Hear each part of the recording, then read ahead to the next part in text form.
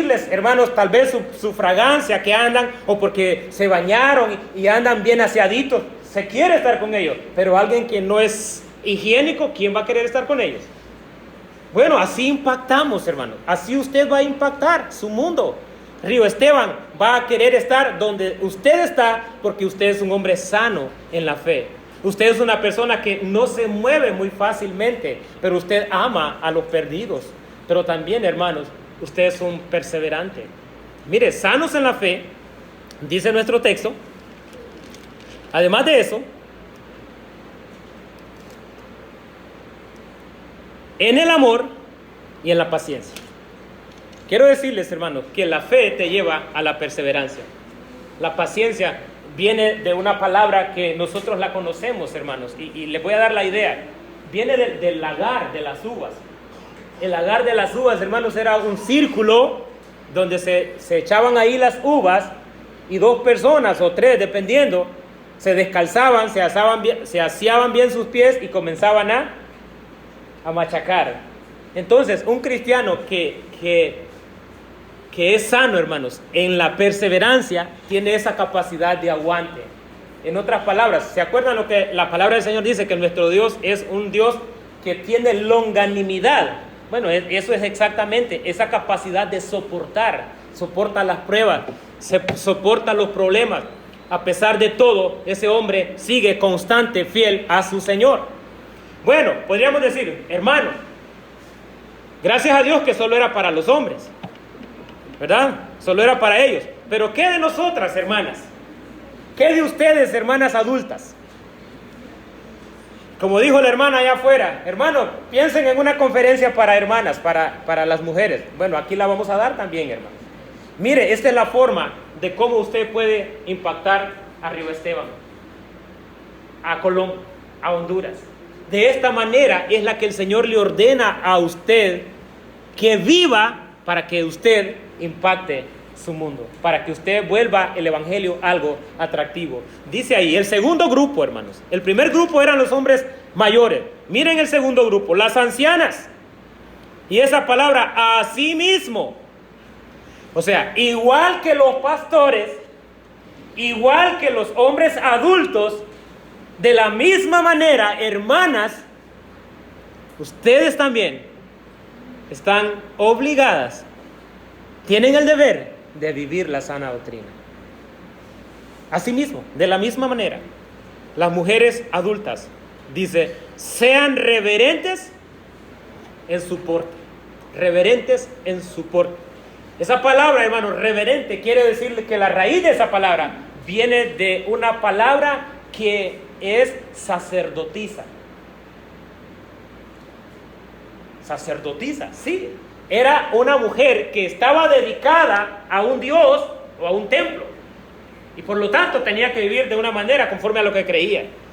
Exactamente, hermana, eso es lo que usted es. Si usted lee Apocalipsis 1:6, Apocalipsis 1:6 dice, y nos hizo un reino de sacerdotes para Dios su Padre. Por lo tanto, hermana, usted es una sacerdotisa del Señor. Y usted debe de vivir de esa manera. Y esta es la manera de cómo el Señor le llama a usted para que viva como una sacerdotisa del Señor. Hermanas, deben de conducirse siempre entonces como siervas de Dios, porque eso es lo que son. Y miren, dice ahí la siguiente palabra, no calumniadoras. Por la edad, muchas veces las personas adultas, mujeres, hermanas, hay dos cosas que se asocian. Es el vino y los chismes. Eso casi siempre está asociado. Yo conozco muchas personas. Y miren, la raíz de esa palabra, calumniadoras, hermanos, es bien fuerte. Quiero decirles que la raíz de esa palabra es diabolas. Es muy fuerte. Y cuando tú, hermana, no vives conforme a lo que el Señor te ordena y no vives en santidad, sino que te prestas para andar hablando de los demás, tú tomas una postura que es igual al acusador, que es el diablo. Por lo tanto, aquí, esa es la manera que el Señor te ordena, que no vivas de esa forma. En el sentido negativo, no debes de andar en chisme, no debes de andar inventando males, no debes de andar hablando de tu pastor, no debes de andar hablando de tus líderes, de tus hermanos. ¿Sabes por qué? Porque la gente allá afuera te está viendo, te está escuchando. Y recuerda, la palabra del Señor dice que somos cartas leídas. No puedes vivir de esa manera, porque recuerda, tienes que ser reverente como una sacerdotisa del Señor.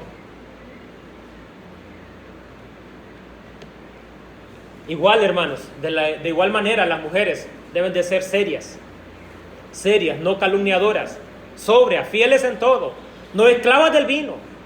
Con frecuencia, como les dije, estas dos cosas van unidas, pero yo sé que aquí no hay hermanas de esas, ¿verdad? En otros lados hay, pero aquí no hay, ¿verdad? Bueno, hermana, estás llamada, estás obligada, tienes el deber de vivir como una sacerdotisa del Señor y no debes de tomar una postura como la postura que tiene el diablo de inventar, de acusar, de andar de chisme en chisme. Eso tienes que abandonarlo. Amén. Amén. Está enojado el hermano. Ese hermanito de Tocoa no lo volvemos a traer. Hermanos, esto ya hace años que está allí. Fue lo que Tito debía de enseñarle a la iglesia en Creta. O sea, esto no es mío, esto no es nada nuevo. Eso es lo que la palabra del Señor nos enseña. El segundo grupo debe de vivir de esa manera. Hermanos, y quiero decirles que todo esto debe de llevar a un propósito, hermanos.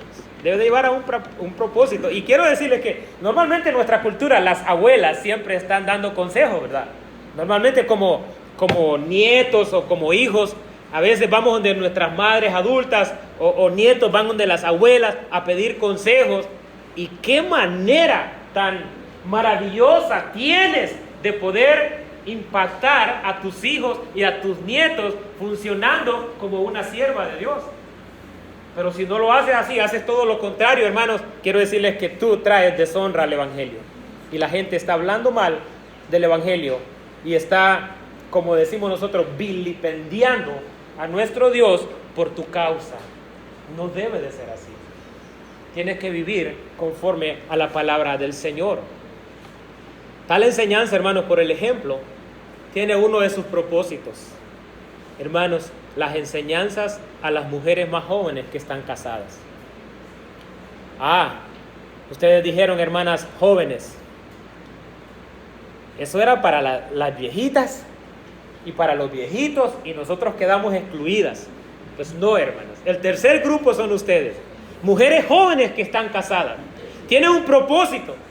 Las mujeres adultas, mayores, vivir de esa manera las va a llevar a que puedan enseñar también por su experiencia, por su trayectoria, a enseñar a las mujeres más jóvenes, ¿verdad? Para Tito sería complicado, aún para nosotros como pastores, poder aconsejar a una hermana joven.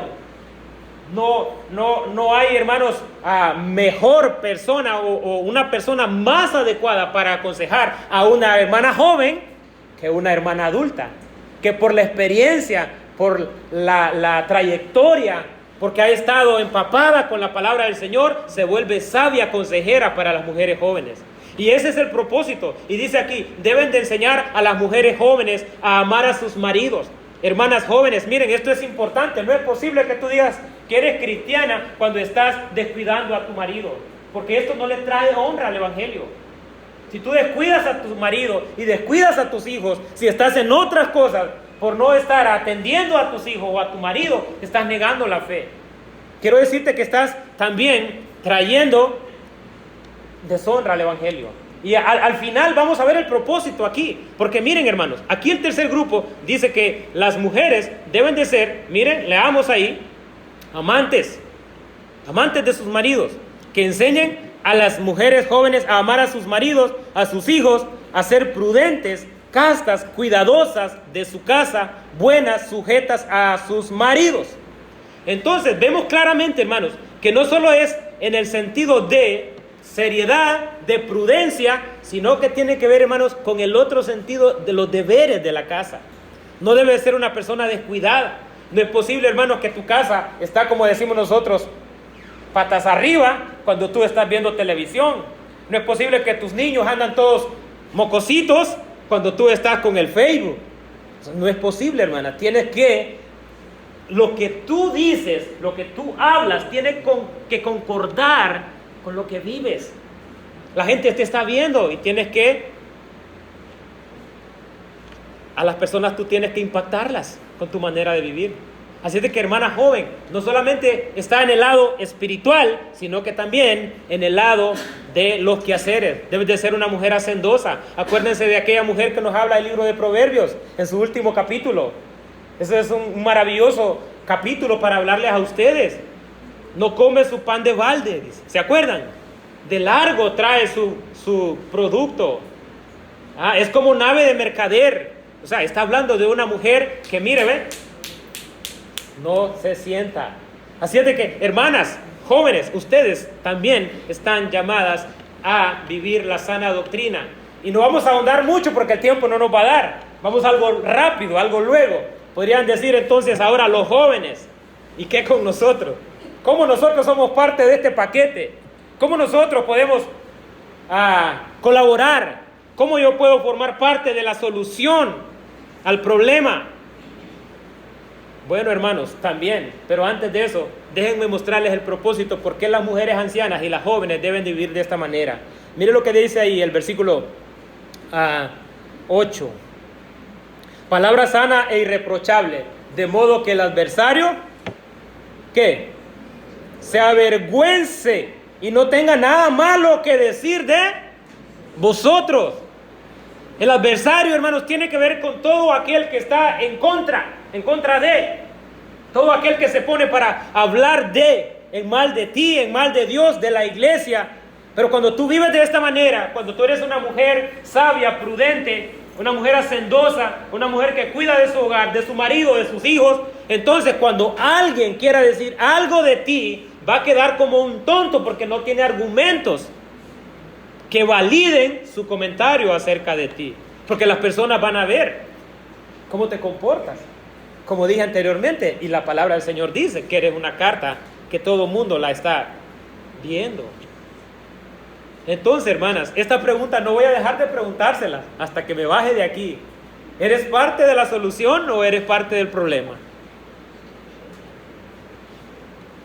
¿Estás honrando a Cristo y a su evangelio, viviendo así, en santidad, en esta manera de vivir? ¿O estás trayendo deshonra al evangelio? Hermanos jóvenes, ahora van ustedes. Si ustedes creían que no tenían parte aquí, también. Este es el cuarto grupo, hermanos. El cuarto grupo son hombres jóvenes. Y quiero decirles que los hombres jóvenes, por su edad, muchas veces son inexpertos. Para tomar decisiones, se toman decisiones a la carrera. Yo digo, hermanos, que una persona sabia es aquella persona que toma una decisión y después de 20 años no se arrepiente de haberla tomado. De tantas cosas que hemos hecho, ahora cuánto nos arrepentimos, ¿verdad? Y muchas veces de esas cosas que nosotros hicimos, las hicimos por falta de experiencia. Porque en la edad en ese tiempo de la juventud, dicen, hermanos, que la mollera no está cerrada totalmente, ¿verdad? Y que hasta los 21 años es que ya la persona piensa como adulto. Tomamos decisiones a las carreras. Pero miren lo que dice aquí, jóvenes, exhorta a los jóvenes. Exhorta a sí mismo a los jóvenes a que sean prudentes. Y esa palabra prudentes, hermanos, ha estado en todos los grupos. ¿Por qué será que esa palabra está en todos los grupos? Bueno, porque esa es una demanda de la palabra del Señor para poder embellecer nuestro evangelio e impactar. La prudencia es sumamente importante. Y en esa edad, como dije, es fácil de caer. Y le dice a Tito, ¿sabes qué, Tito? Tú debes de ser ejemplo de los jóvenes. Y el ejemplo que debe de dar, dice ahí, hermanos, lean conmigo,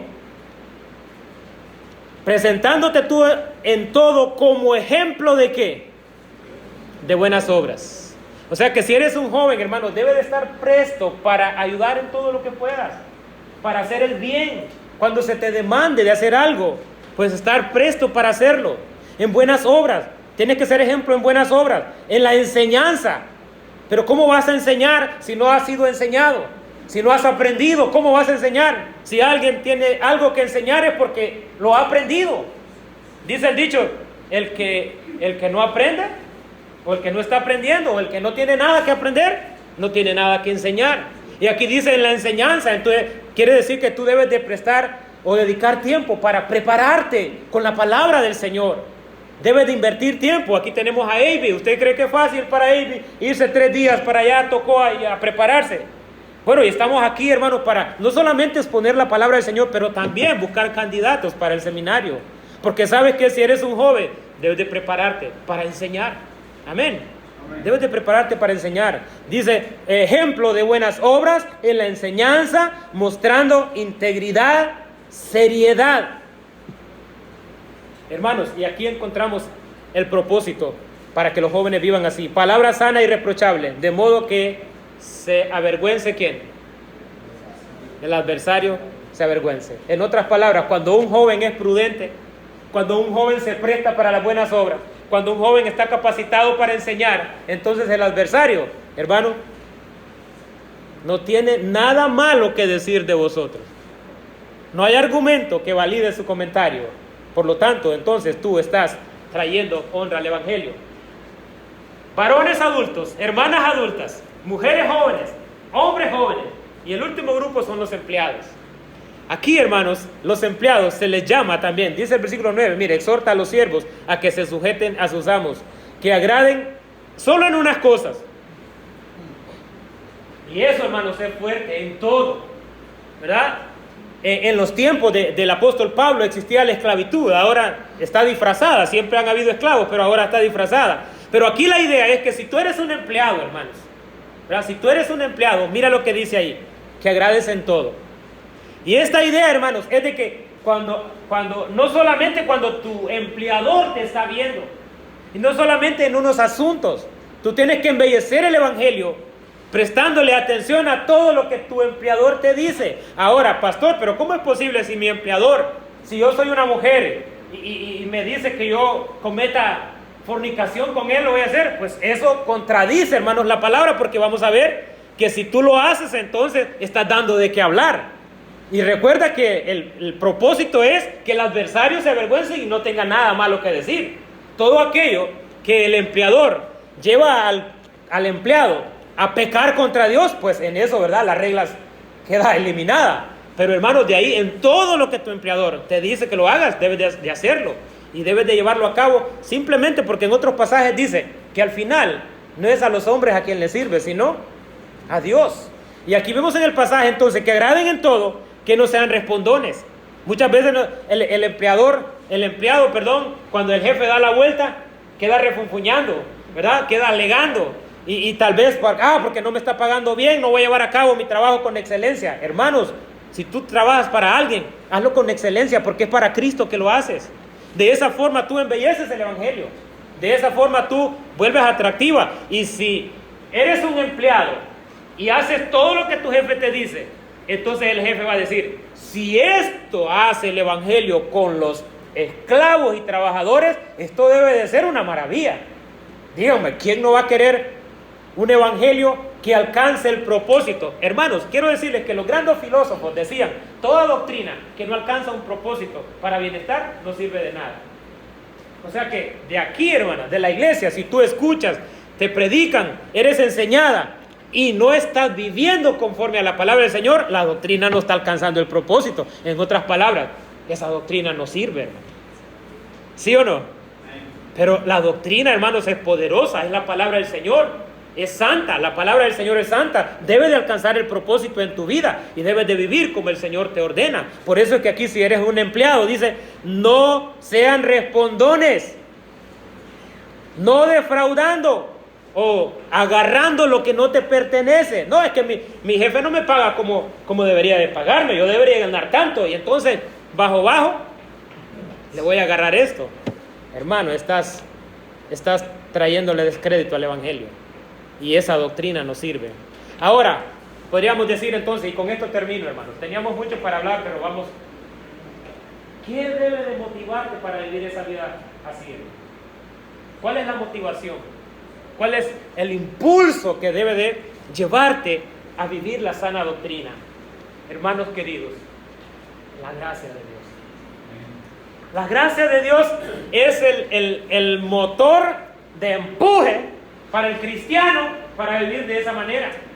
Solamente la gracia de nuestro gran Dios, revelada en la persona de nuestro Señor Jesucristo, te va a impulsar para vivir de esa manera. Miren lo que dice el versículo 11 al 14. Porque la gracia de Dios se ha manifestado.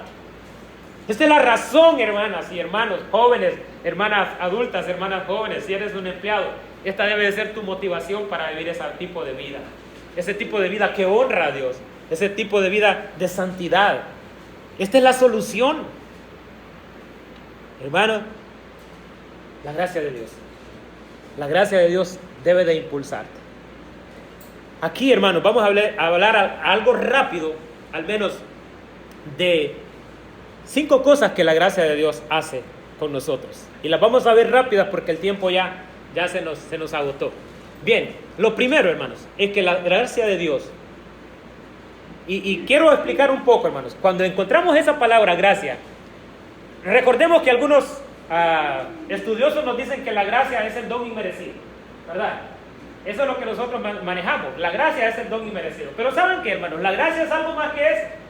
La gracia es que no se te aplicó la justicia como debiese aplicarse, como debiese haber sido aplicada sobre tu vida, sino que te dieron cosas que no te las merecías. ¿Ok? No se aplicó inmediatamente la ira de Dios y su justicia sobre ti, sino que al contrario, Dios te dio tantos beneficios que en primer lugar te salvó.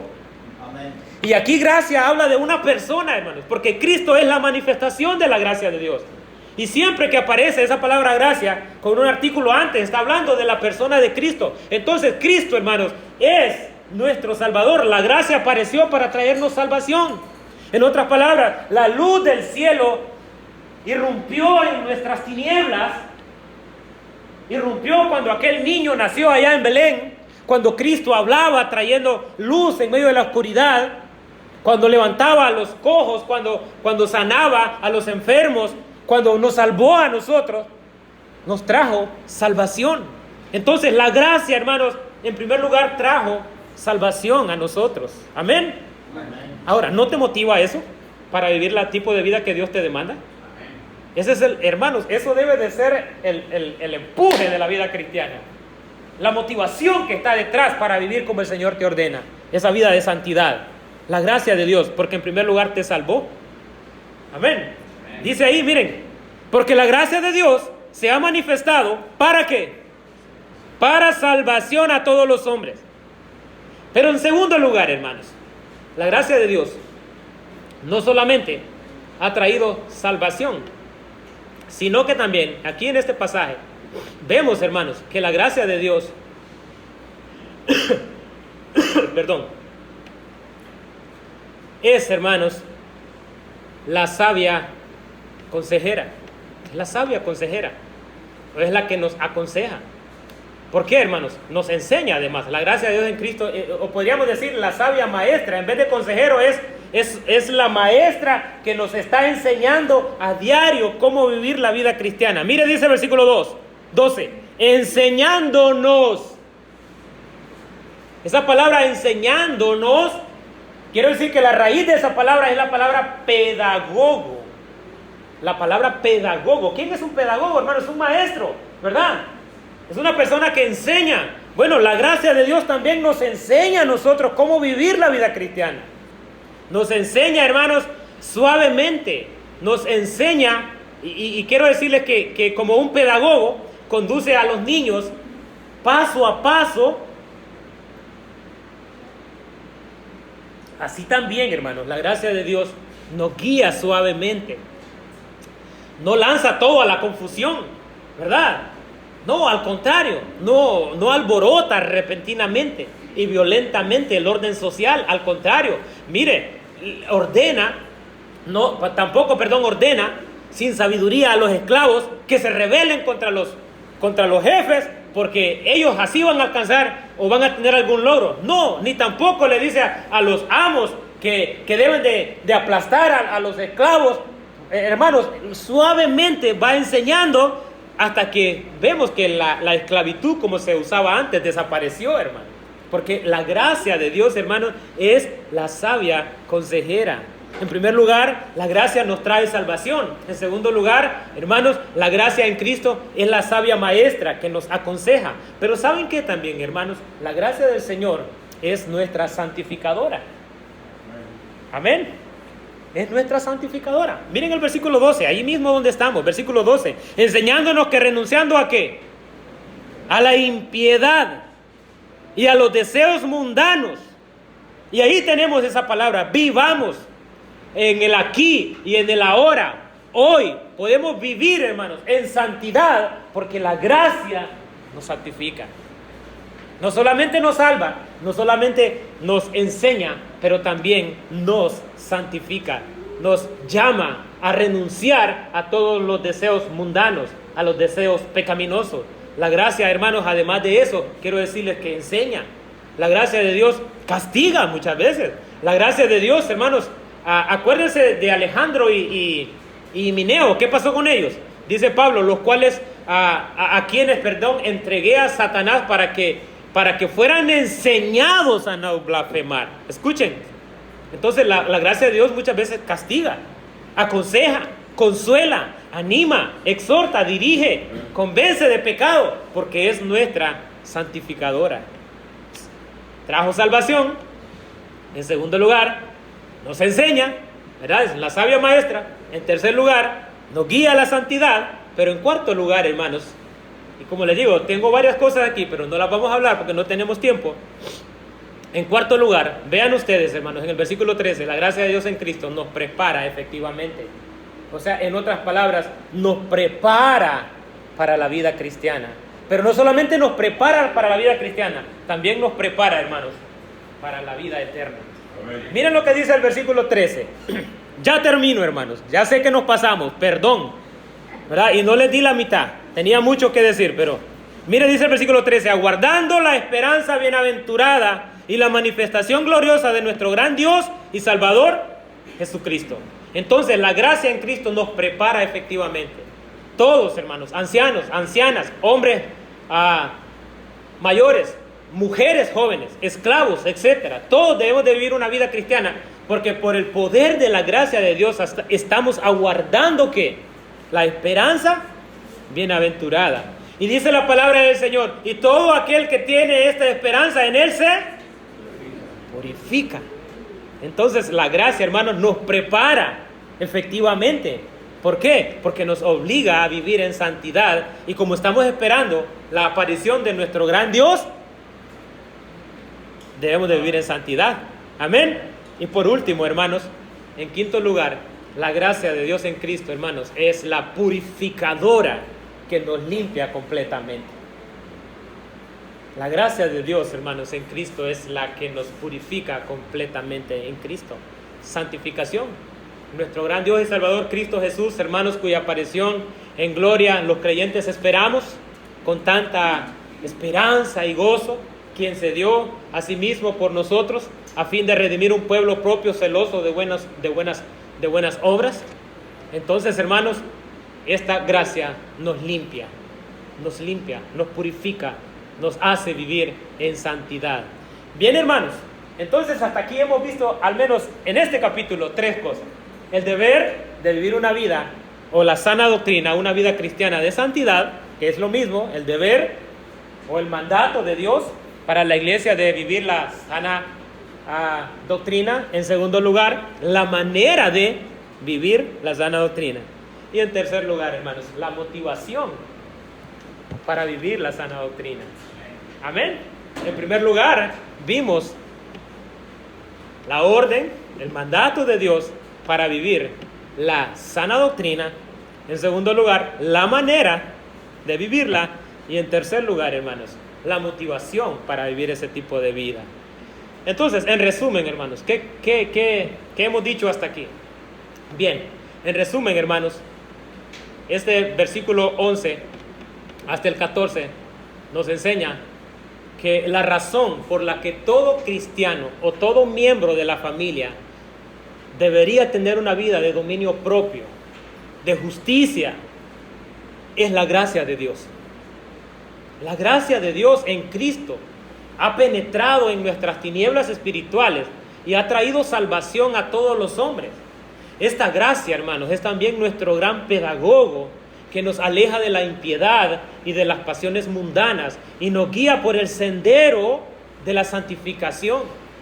Que esta gracia también es el preparador efectivo que nos hace mirar con ansias hacia la aparición en gloria de nuestro gran Dios y Salvador, nuestro Señor Jesucristo. Y finalmente, hermanos, que esta gracia es la purificadora total, de modo que redimidos de toda desobediencia a la ley de Dios, pasamos a ser el particular tesoro de Cristo, hermano, lleno de celo por las buenas obras, las obras excelentes, las que miramos desde el versículo 2 hasta el versículo 10.